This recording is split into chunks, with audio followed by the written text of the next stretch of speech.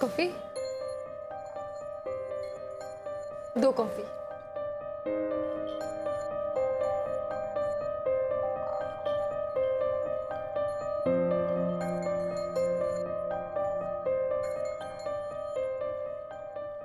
मानसी,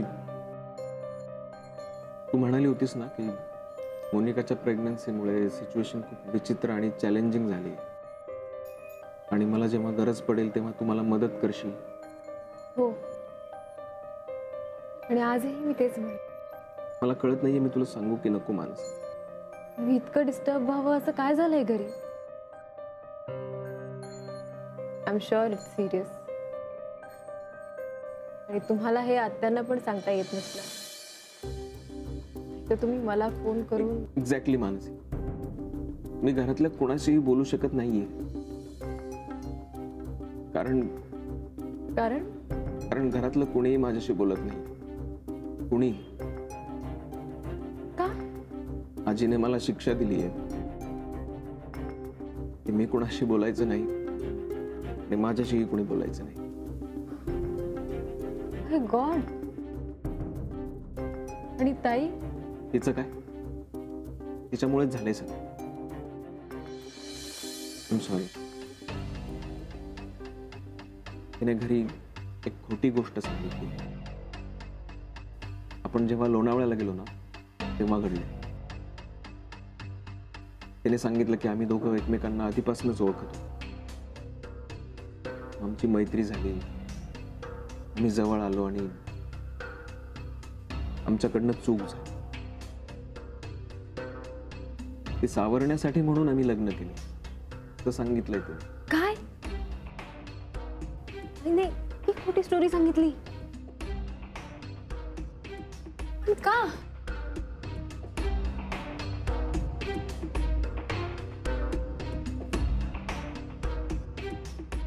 कारण गीता काकीला कळलं की मोनिका लग्नाच्या दिवशी प्रेग्नंट होती. काय? मला तशी भीती होतीच की घरात कुठल्या ना कुठल्या बाईला हे कळणारच आहे. मग गीता काकीने आजीला सांगितलं की मोनिकाला पहिला नाही 4था महिना सुरू आहे. आजीने खरं खोटं केलं. मोनिकाने स्वतःला वाचवायचं म्हणून सगळं खोटं सांगितलं. आणि तुम्ही हे सगळ्यांसमोर आणि आजी समोर सगळं खरं आहे असं सांगून पुन्हा ताईला प्रोटेक्ट केलं, राईट? मग काय करणार होतो मी? तिच्या होणाऱ्या मुलाला मी माझं नाव देणार आहे असा शब्द दिलाय मी, आणि तो नाही मोडणार मी कधीच.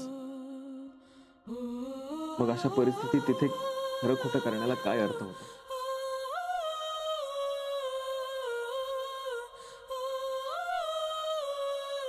मला कळत नाहीये काय बोलते. हो, आता मला कळलं. मी जेव्हा रिझल्ट सांगायला तुमच्या घरी गेले होते तेव्हा सगळे माझे तुटकता वागले. ताई मात्र नॉर्मल होती. मी तिला विचारलं सुद्धा काही झालंय का घरी. नाही सांगितलं तिने. पण मग आता निर्मला आत्या. घरात हे जे सगळं झालंय ना त्यातलं बाहेर कोणाला काहीही सांगायचं नाही असं आजीने सगळ्यांना बजावलं. आणि आजीला खात्री असणारच होती की निर्मला आत्याला माहिती आहे की मोनिका 4 महिन्यांची प्रेग्नंट आहे आणि तिने सुद्धा हे लपवलंय. हो, पण माझ्याबद्दल जे ठरलंय त्यातलं तिला काहीच माहिती नाही आणि तिला कोणी सांगणारही नाही, मी सुद्धा नाही. आजीने इतकं सगळं बजावून सुद्धा हे मी तुला का सांगतोय तर तू मोनिकाची बहीण आहेस, तुला तिचं सत्य माहिती आहे. आणि तिने माझ्या नावावर एक मोठं खोटं खरं म्हणून खपवलंय.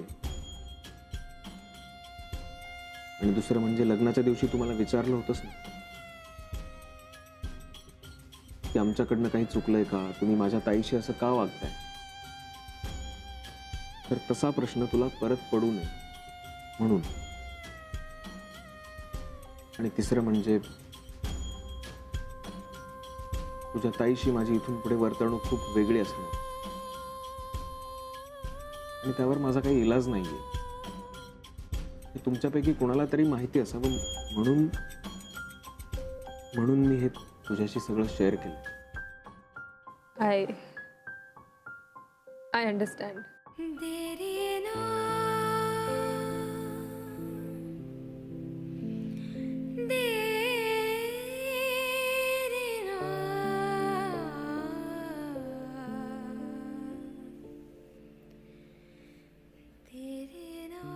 मला असं का वाटतंय माहित नाही, पण कॉफी ऐवजी विष असतं ना तरी मला चाललं असतं.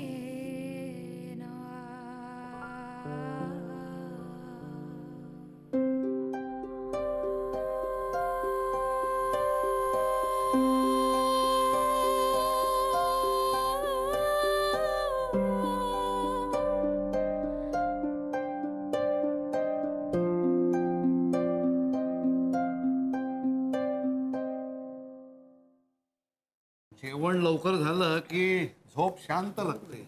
खरंय, पण आज जरा जास्तच लवकर झाले जेवण. हो आता तू ध्यानाला बसणार का?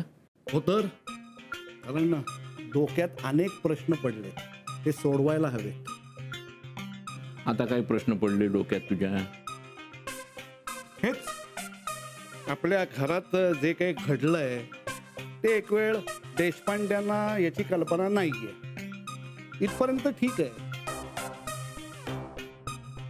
पण ती मोनिका अशी वागते की जणू काही झालेलंच नाहीये. हे मात्र माझ्या अकलेपलीकडचं आहे. विक्रांतचा फोनच लागत नाहीये. त्यांनी फोन बंद करून ठेवलाय. मी कॉन्टॅक्ट कसं करायचं त्यांना? एक तर ते नीट बोलत नाहीयेत माझ्याशी, आणि त्यात फोन करायचं म्हणलं की हे असं. काय गरज आहे फोन बंद करून ठेवायची? आई, मी तर म्हणते विक्रांत आल्यावर तुम्ही त्यांना जाबच विचारायला हवं. काय कसं आहे, हे जाब वगैरे जे काही आहे ना ते तूच विचारू शकतेस नाही का? त्याच्याशी बोलायची सूट तुला दिलेली आहे, आम्हाला नाही. काय माही बरोबर आहे ना? हो बरोबर आहे. आणि अजून एक आता कळले ना. आता अजून एक काय, आपण दोघंही ध्यानाला बसूया का? नको नको, हे हे बोललंच पाहिजे. काय मोनिकाला प्रश्न पडलाय की विक्रांतला जाब विचारणार कोण? काय तुझं जर विचारून झालं त्यातनं काही झालंच नाही तर मग माई विचारेल, ती विचारू शकते.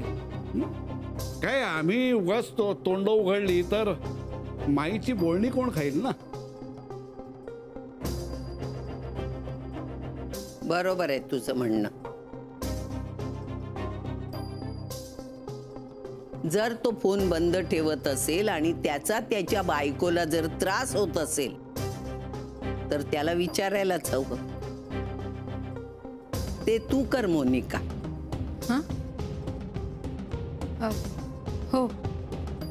आणि तुझ्याच्यानी काही झालं नाही तर मला सांग, मी बघीन काय करायचं ते.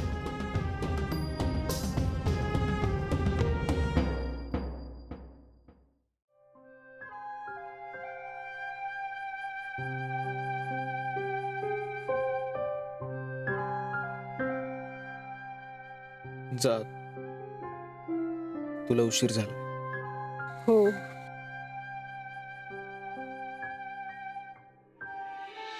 मी तुला जे सांगितलंय त्यातलं तू कुणालाही काहीही सांगणार नाहीस. इतकी तू मॅच्युअर आहेस. I am trusting you. You can trust me. Thank you. मला कुणाचीच सहानुभूती नकोय, कारण मी ज्या दिवशी लग्न केलं त्याच दिवशी हरलोय असं मी मोनिकाला सांगितलंय. Please take care Vikrant. मी इतकंच म्हणू शकते. तुम्हाला थँक्यू म्हणू की सॉरी मला कळत नाहीये. पण बेटर मी तुम्हाला थँक्यू म्हणेन. ताईच्या बाबतीत तुम्ही तुमच्या निर्णयावर ठाम राहिलात यासाठी.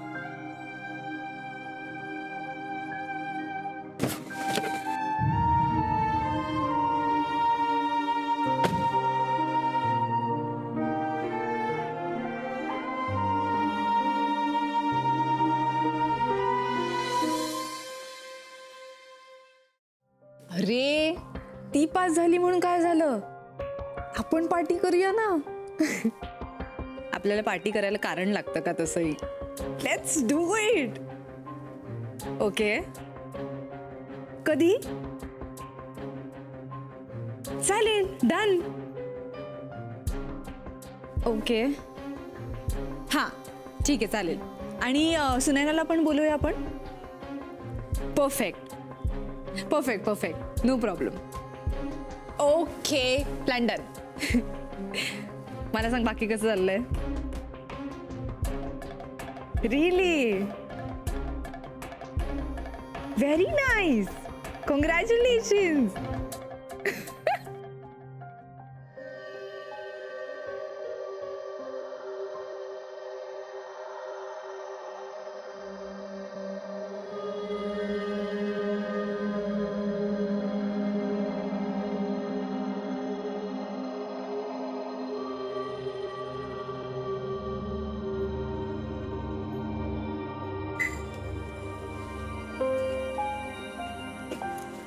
बाबा,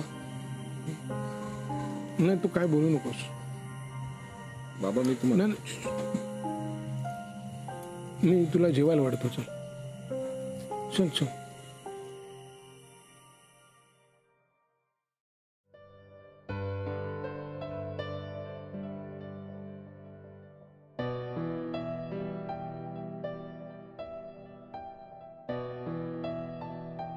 मनू, जेवणाचं काय करतेस. सगळं आहे, गरम करू का. नको आजी. का नको. हे बघ उशीर झालाय म्हणून जेवणाची टाळाटाळ करू नको. हा नाही का आजी, माझं झालंय जेवण बाहेर. बर मग आता उठ आणि कपडे बदलून झोप. हे कधीच झोपले.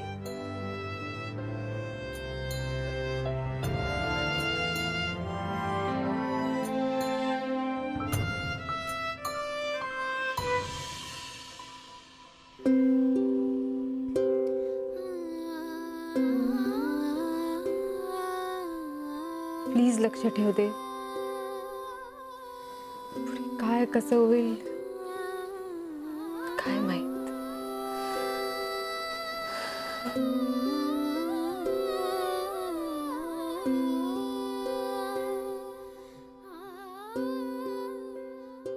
काय ग, कसली काळजी एवढी तुला आणि कुणाची. नाही कधी नव्हे ते देवापुढे हात जोडलेस.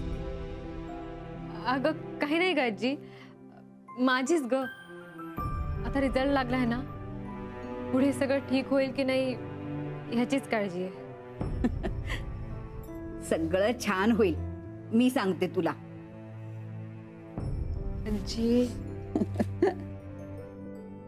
आता ना एकदा मोनू सारखं तुझं लग्न लावलं की झालं. नाही ग आजी, अजून खूप शिकायचंय. काय बाई तुम्हा मुलींचं एक एक. बर मी जाऊ ना झोपायला. तुला नक्की जेवायला नकोय ना. गुड नाईट आजी.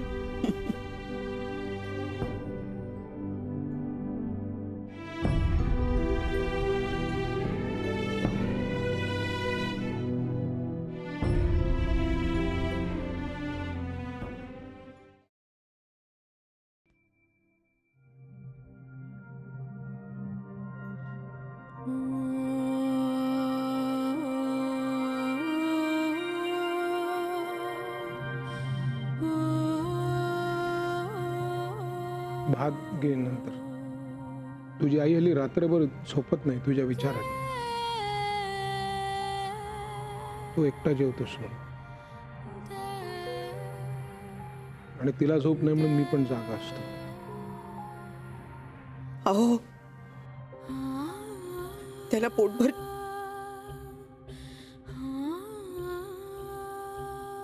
बाबा तुम्ही आईला आतमध्ये घेऊन जा, नाहीतर सगळे जागे होतील.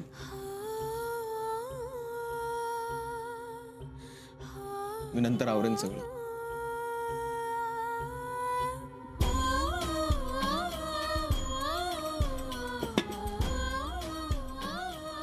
जेवताना पाणी असावं नेहमी बरोबर. ठसका लागतो ना कधी कधी.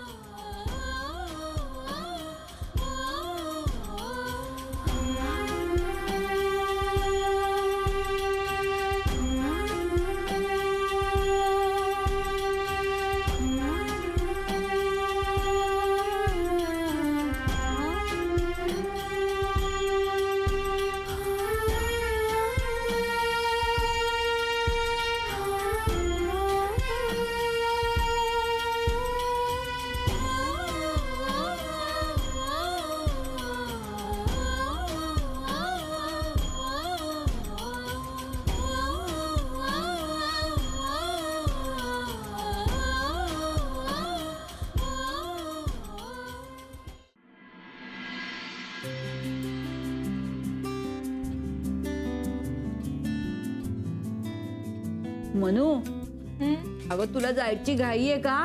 आता मी करते हा बाळा. तू रोजच करतेस ग आजी. तू खा ना. मी अजून एक गरम गरम पराठा देणार आहे तुला. मनू, अगं तू दवाखाना चालवणार आहेस का स्वयंपाक करणार आहेस? ए आजी, आजोबांसाठी पण करून ठेवू ना. कर, येतीलच तेवढ्यात. जरा पाय मोकळे करायला गेलेत, ते आले की मी देईन त्यांना. घे अगं बास बास. ग, घे ग. मला ना खूप आवडतं. तू अशी बसून खातीयस आणि मी तुला करून वाढते. हो, पण सवय लावू नकोस मला तशी. उद्या दवाखाना सुरू केलास म्हणजे थोडंच मिळणार आहे आजीला. हे असं आयतं मिळेल मिळेल, डोंट वरी. आजी, मी निर्मला आत्यांना सांगितलं मला पुढे काय करायचं होते. पीडियाट्री मध्ये स्पेशलायझेशन करायचंय. खुश झाल्या का त्या? आणि त्यांनी छान टिप्सही दिल्या मला. हो का?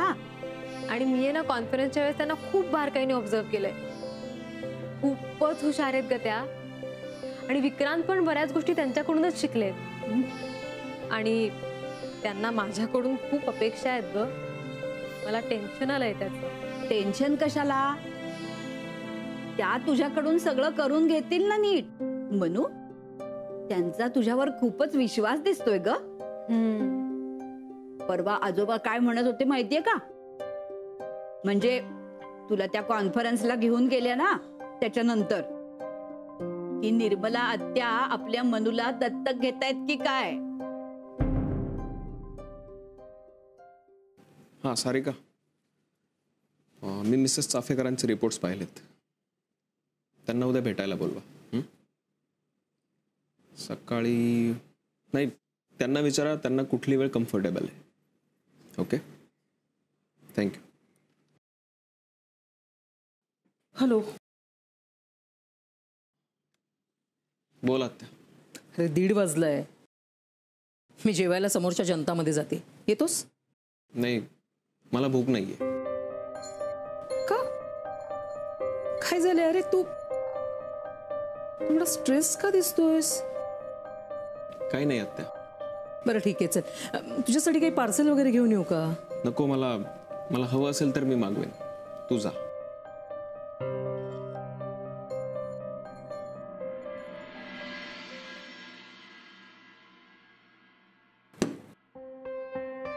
नकोय मला काही, सांगितलं ना मी.